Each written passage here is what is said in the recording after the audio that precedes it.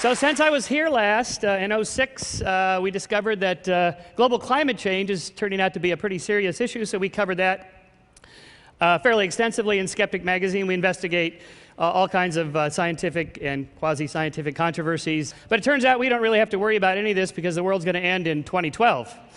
Another update, you will recall, I introduced you guys to the Quadro Tracker. It's a like a water dowsing device. It's just a hollow piece of plastic with an antenna that swivels around, and you walk around, and it points to things. Like if you're looking for marijuana in students' lockers, it'll, like point right to somebody. Oh, sorry. This particular one that was given to me finds golf balls, especially if you're at a golf course and you check under enough bushes. Well, under the category of what's the harm of silly stuff like this device, the ADE 651, was sold to the Iraqi government for $40,000 a piece. It's just like this one, completely worthless, in which it allegedly worked by electrostatic magnetic ion attraction, which translates to pseudoscientific baloney, would be the nice word, in which you string together a bunch of words that sound good, but it does absolutely nothing. In this case, allowing, at trespass points, allowing people to go through because your little tracker device said they were okay, actually cost lives. So there is a danger to pseudoscience and believing in this sort of thing. So what I want to talk about today is belief. I want to believe, and you do too. And in fact, I think my thesis here is that belief is the natural state of things. It is the default option. We just believe. We believe all sorts of things. Belief is natural. Disbelief, skepticism, science is not natural. It's more difficult. It's uncomfortable to not believe things. So like Fox Mulder on X-Files, who wants to believe in UFOs, well, we all do. And the reason for that is because we have a belief engine in our brains. Essentially, we are pattern-seeking primates. We connect the dots. A is connected to B, B is connected to C, and sometimes A really is connected to B. And that's called association learning. We find patterns. We make those connections, whether it's Pavlov's dog here associating the sound of the bell with the food, and then he salivates to the sound of the bell, or whether it's a Skinnerian rat in which he's having an association between his behavior and a reward for it, and therefore he repeats the behavior. In fact, what Skinner discovered is that if you put a pigeon in a box like this and he has to press one of these two keys and he tries to figure out what the pattern is, and you give him a little reward in the hopper box there, if you just randomly assign rewards such that there is no pattern, they will figure out any kind of pattern, and whatever they were doing just before they got the reward, they repeat that particular pattern.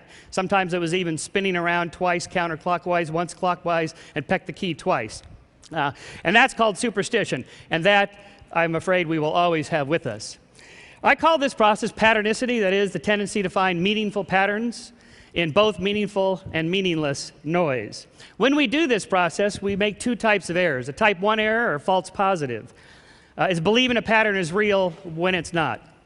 Our second type of error is a false negative. A type 2 error is not believing a pattern is real when it is. So let's do a thought experiment. You are a hominid 3 million years ago walking on the plains of Africa. Your name is Lucy, okay. And you hear a rustle in the grass. Is it a dangerous predator, or is it just the wind? Your next decision could be the most important one of your life. Well, if you think that the rustle in the grass is a dangerous predator and it turns out it's just the wind, you've made an error in cognition. You made a type 1 error, false positive. But no harm, you just move away, you're more cautious, you're more vigilant. On the other hand, if you believe that the rustle in the grass is just the wind and it turns out it's a dangerous predator, you're lunch. You've just won a Darwin Award. You've been taken out of the gene pool. Now the problem here is that patternicities will occur whenever the cost of making a type 1 error is less than the cost of making a type 2 error. This is the only equation in the talk, by the way. We have a pattern detection problem. That is, assessing the difference between a type 1 and a type 2 error is highly problematic, especially in split-second life and death situations. So the default position is just believe all patterns are real. All rustles in the grass are dangerous predators and not just the wind. And so I think that we evolved. There was a natural selection for the propensity for our belief engines, our pattern-seeking brain processes, to always find meaningful patterns and infuse them with these sort of predatory or intentional agencies that I'll come back to. So for example, what do you see here? It's a horse head, that's right. It looks like a horse, must be a horse. That's a pattern. And is it really a horse, or is it more like a frog? See, our pattern detection device, which appears to be located in the anterior cingulate cortex, it's our little sort of detection device there, can be easily fooled, and this is the problem. For example, what do you see here? Yes, of course, it's a cow. Once I prime the brain, it's called cognitive priming. Once I prime the brain to see it, it pops back out again, even without the pattern that I've imposed on it. And what do you see here? Some people see a Dalmatian dog. Yes, there it is. And there's the prime. So when I go back, without the prime, your brain already has the model, so you can see it again. What do you see here? Planet Saturn. Yes, that's good. How about here? Just shout out anything you see. That's a good audience, Chris, because there's nothing in this. Well, allegedly, there's nothing. This is an experiment done by Jennifer Whitson at UT Austin on corporate environments and whether uncertain feelings of uncertainty and out of control makes people see illusory patterns. That is, almost everybody sees the planet Saturn. People that are put in a condition of feeling out of control are more likely to see something in this, which is allegedly patternless. In other words, the propensity to feel these or find these patterns goes up when there's a lack of control. For example, baseball players are notoriously superstitious when they're batting, but not so much when they're fielding. Because fielders are successful 90 to 95% of the time. The best batters fail 7 out of 10 times. So their superstitions, their patternicities, are all associated with feelings of lack of control and so forth. What do you see in this particular one here, in this field? Anybody see a object there? There actually is something here, but it's degraded. While you're thinking about that, this was an experiment done by Susan Blackmore, a psychologist in England, who showed subjects this degraded image and then ran a correlation between their scores on an ESP test. How much did they believe in the paranormal, supernatural, angels, and so forth. And those who scored high on the ESP scale tended to not only see more patterns in the degraded images, but incorrect patterns. Here is what you show subjects. The fish, it's degraded 20%, 50%, and then the one I showed you, 70%. A similar experiment was done by another British psychologist named Peter Bruegger, who found significantly more patterns, meaningful patterns, were perceived on the right hemisphere via the left visual field than the left hemisphere. So if you present subjects the images such that it's going to end up on the right hemisphere instead of the left, then they're more likely to see patterns than if you put it on the left hemisphere. Our right hemisphere appears to be where a lot of this patternicity occurs. So what we're trying to do is bore into the brain to see where all this happens. Bruegger and his colleague Christine Moore gave subjects L-DOPA. L-DOPA is a drug, as you know, given for treating Parkinson's disease, which is related to a decrease in dopamine. L-DOPA increases dopamine. An increase in dopamine caused subjects to see more patterns than those that did not receive the dopamine. So dopamine appears to be the drug associated with patternicity. In fact, neuroleptic drugs that are used to eliminate psychotic behavior, things like paranoia, delusions, and hallucinations, these are patternicities. They're incorrect patterns. They're false positives. They're type 1 errors. And if you give them drugs that are dopamine antagonists, they go away. That is, you decrease the amount of dopamine, and their tendency to see patterns like that decreases. On the other hand, amphetamines and cocaine are dopamine agonists. They increase the amount of dopamine. So you're more likely to feel in a euphoric state, creativity, find more patterns. In fact, I saw Robin Williams recently talk about how he thought he was much funnier when he was doing cocaine when he had that issue than now. So perhaps more dopamine is related to more creativity. Dopamine, I think, changes our signal-to-noise ratio. That is, how accurate we are in finding patterns. If it's too low, you're more likely to make too many type 2 errors. You miss the real patterns. You don't want to be too skeptical. If you're too skeptical, you miss the really interesting good ideas. Just right, you're creative, and yet you don't fall for too much baloney. Too high, and maybe you see patterns everywhere. Every time somebody looks at you, you think people are staring at you, you think people are talking about you, and if you go too far on that, that's just simply labeled as madness. It's a distinction perhaps we might make between two Nobel laureates, Richard Feynman and John Nash. One sees maybe just the right number of patterns to win a Nobel Prize, the other one also, but maybe too many patterns, and we then call that schizophrenia. So the signal-to-noise ratio then presents us with a pattern detection problem. And of course, you all know exactly what this is, right? And what pattern do you see here? Again, I'm putting your anterior cingulate cortex to the test here, causing you conflicting pattern detections. You know Of course, this is via uno, shoes. These are sandals. Pretty sexy feet, I must say. Maybe a little photoshopped. And of course, the ambiguous figures that seem to flip-flop back and forth. Turns out what you're thinking about a lot influences what you tend to see. And you see the lamp here, I know, because we have lights on here. Of course, thanks to the environmentalist movement, we're all sensitive to the plight of marine mammals. So what you see in this particular ambiguous figure is, of course, the dolphins, right? You see a dolphin here, and there's a dolphin, and there's a dolphin. That's a dolphin tail there, guys. If we can give you conflicting data, again, your ACC is going to be going into hyperdrive. If you look down here, it's fine. If you look up here, then you get conflicting data, and then we have to flip the image for you to see that it's a setup. The impossible crate illusion, it's easy to fool the brain in 2D. So you say, oh, come on, Shermer, anybody can do that in a Psych 101 text with an illusion like that. Well, here's the late, great Jerry Andrus's impossible crate illusion in 3D, in which Jerry is standing inside the impossible crate. And he was kind enough to post this and give us the reveal. Of course, camera angle is everything. The photographer is over there, and this board appears to overlap with this one, and this one with that one, and so on. But even when I take it away, the illusion is so powerful because of how our brains are wired to find those certain kinds of patterns.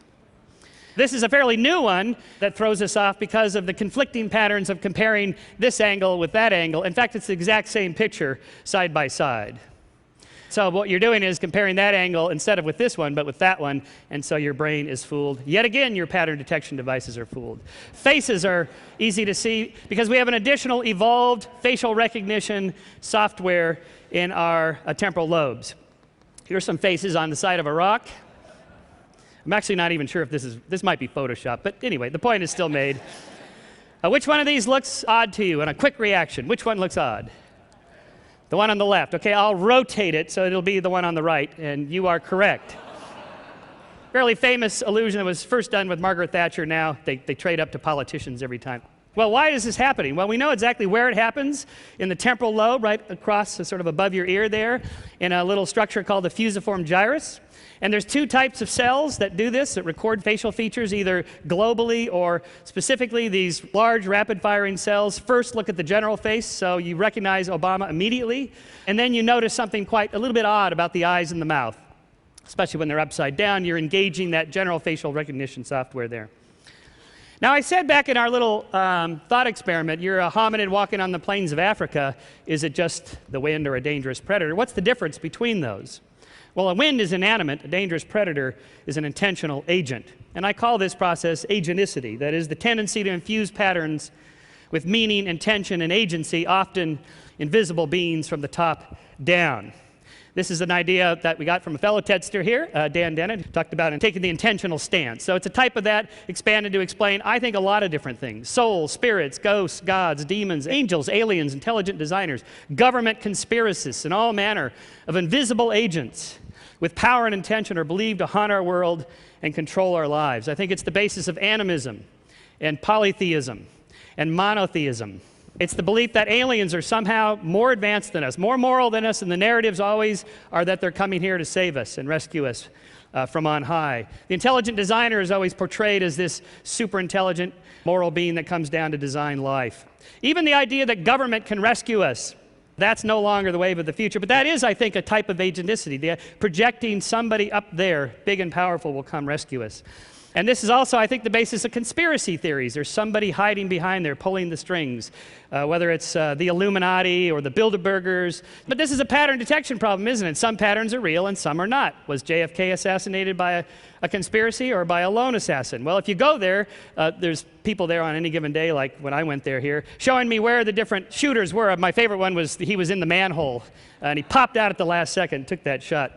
But of course, Lincoln was assassinated by a conspiracy, so we can't just uniformly dismiss all patterns like that, because let's face it, some patterns are real. Some conspiracies really are true. Explains a lot, maybe. And 9/11 as a conspiracy theory. It is a conspiracy. We did a whole issue on it. 19 members of Al-Qaeda plotting to fly planes into buildings constitutes a conspiracy. But that's not what the 9/11 truthers think. They think it was an inside job by the Bush administration. Well, that's a whole nother lecture, but you know how we know that 9/11 was not orchestrated by the Bush administration? Because it worked.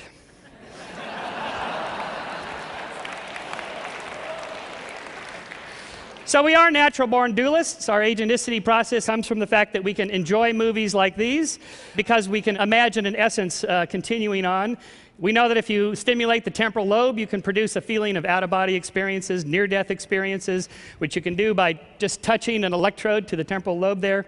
Or you can do it through loss of consciousness by accelerating in a centrifuge. You get a hypoxia or a lower oxygen, and the brain then senses that there's an out-of-body experience. You can use, which I did, went up and did Michael Persinger's God helmet that bombards your temporal lobes with electromagnetic waves, and you get a sense of out-of-body experience. So I'm going to end here with a short video clip that sort of brings all this together. It's just a minute and a half. It ties together all this into the power of expectation and the power of belief. Go ahead and roll it.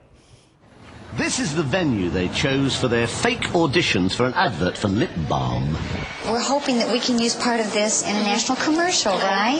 And this is a test on some lip balms that we have over here. And these are our models who are going to help us, Roger and Matt. And we have our own lip balm, and we have a leading brand. Would you have any problem kissing our models to test them? You wouldn't? No. You think that was fine? That would be fine. Okay. So that this is a blind test, I'm going to ask you to go ahead and put a blindfold on. Okay, now can you see anything? No. Hold up so you can't even see down. Okay. It's completely blind now, right? Yes. Okay.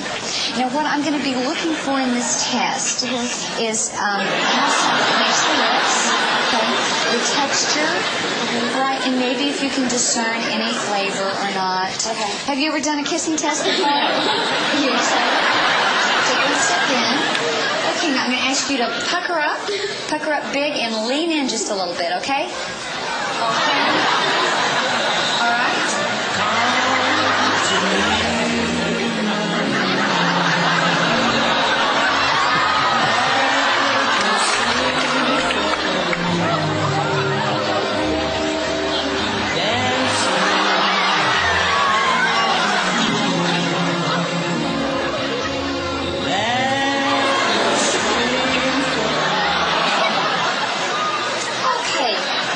Jennifer, how did that feel? Good.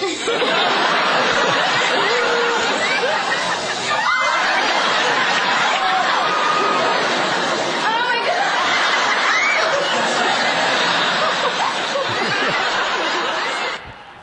Thank you very much. Thank you. Thanks. Thanks.